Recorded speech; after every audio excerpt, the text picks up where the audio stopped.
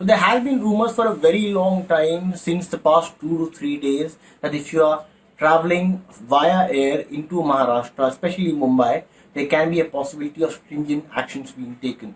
Reports said that there can be complete blanket ban of flights, but the state of Maharashtra has really decided to not adhere to such strict actions, but go ahead with a lenient approach. Now, what are the new norms? Now, the norm says mission begin again, but this is more really going back and enforcing more stricter measures while you are coming into the state.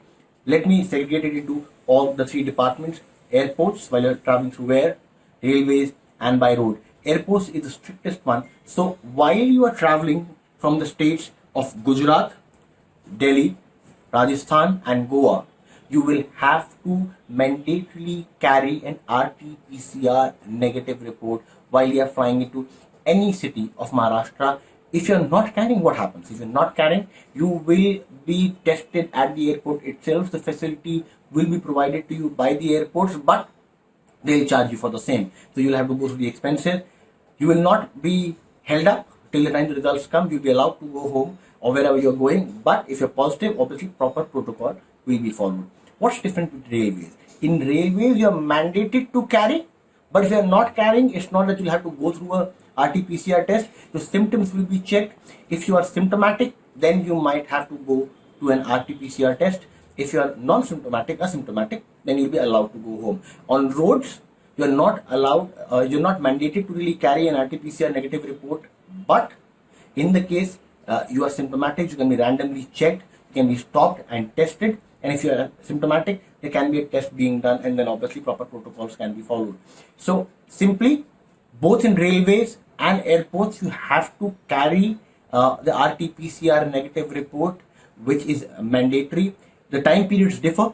With airports, it should be within 72 hours. With railways, it needs to be within 96 hours. But the protocol differs if you're not carrying the report, and that is where a much more lenient approach has been taken when it comes to railways, that your symptoms will be only checked, not that you'll be mandatorily tested and you'll have to pay for this.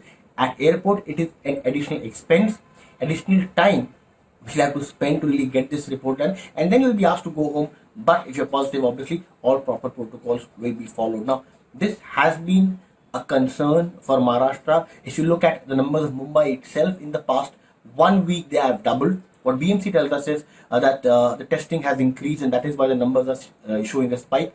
But there have been various comments and statements coming from state ministers that they're concerned about the rising number of cases in Mumbai and other parts of the state. In fact, Uddhav Thackeray yesterday said in a speech that they do not want to really enforce a lockdown, but they want people to really exercise caution when it comes to moving out, meeting people, and all the unnecessary travel should be not done. So clearly, if you're traveling from these states, which is Gujarat, Goa, Rajasthan, and Delhi, you will have to either carry a report or you'll be tested at the airport.